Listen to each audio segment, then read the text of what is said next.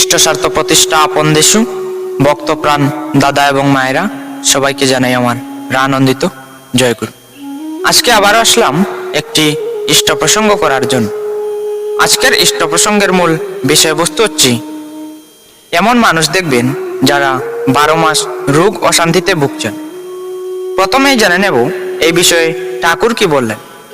ঠাকুর বললেন, শরীর ও মন অতিরিক্ত আরাম করছে, মানেই দুর্বলতা এসে এগোচরে তাকে গ্রাস করছে।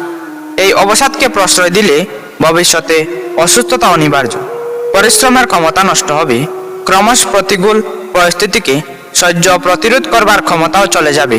তাই সাবধান। এই রোগ কি এবং কেন হয় তা আজকে আলোচনার মাধ্যমে জেনে নেব। তাই অনুরোধ করছি ভিডিওটি সম্পূর্ণ দেখবেন এবং ভিডিওটিতে একটি লাইক করে চ্যানেলটি সাবস্ক্রাইব করে রাখবেন।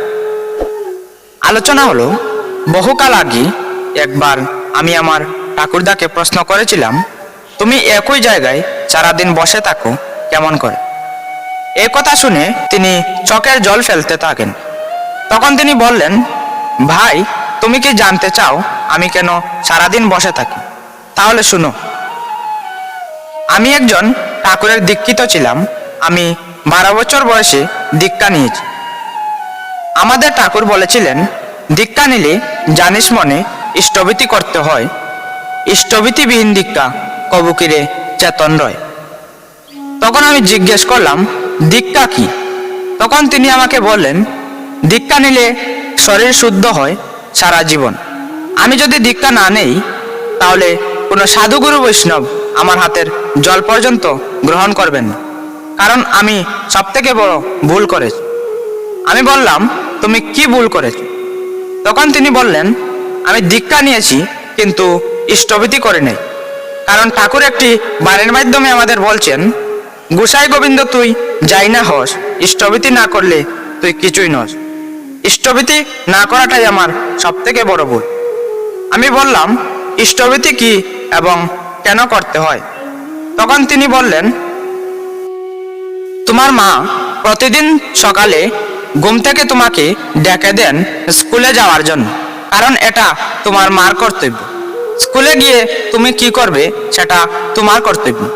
দীক্ষা নেওয়ার পর ইষ্টভীতি করা সেটা আমার কর্তব্য, সেটা তোমাকে বলছি।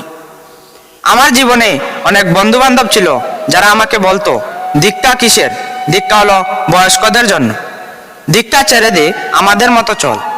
তখন সারা জীবন এইভাবেই তাদের সঙ্গে কাটিয়ে দিই। তোমার জীবনে এমন হতে পারে লোকে বলবে, দীক্ষা কি? ধর্মের নামে আবার টাকা কিসের? তুমি কিন্তু এ ধরনের কথায় কান দেবে না, কারণ ঠাকুর বলছেন, অর্থ মাঞ্জস ইত্যাদি পাওয়ার আশায় আমাকে ঠাকুর সাজিয়ে ভক্ত হইও না, ঠকবে। তোমার ঠাকুরত্ব না জাগলে কেহ তোমার কেন্দ্র নয়, ঠাকুরও নয়, ফাঁকি দিলেই পেতে হবে তা। আমি যে ভুল করেছি তুমি তা করবে না। তখন আমি বললাম, তাহলে তোমার রোগ কি করে হলো? তখন তিনি বললেন, আমার প্রথমে স্ট্রোক হয়েছে। তখন আমি বললাম, স্ট্রোক কি?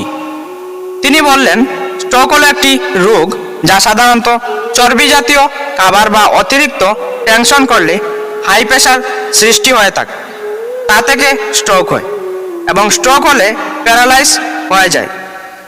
তাই এখানে বসে আছে। আলোচনাটি অনেক দীর্ঘায়িত হয়ে গেল, তাই আমি আপনাদের কাছে ক্ষমা প্রার্থী। আমরা খুব শীঘ্রই আরও একটি ভিডিও নিয়ে আসছি। ভিডিওটি সম্পূর্ণ দেখার জন্য আপনাদের কাছে আমরা অনেক কৃতজ্ঞতা জানাই। এই ছিল আজকের আলোচনা প্রসঙ্গ। ভিডিওটি ভালো লাগলে একটি লাইক করে চ্যানেলটি সাবস্ক্রাইব করে রাখবেন এবং ভিডিওটি কেমন লাগলো কমেন্ট করে জানাবেন। দেখা হবে পরের ভিডিওতে। জয় গুরু।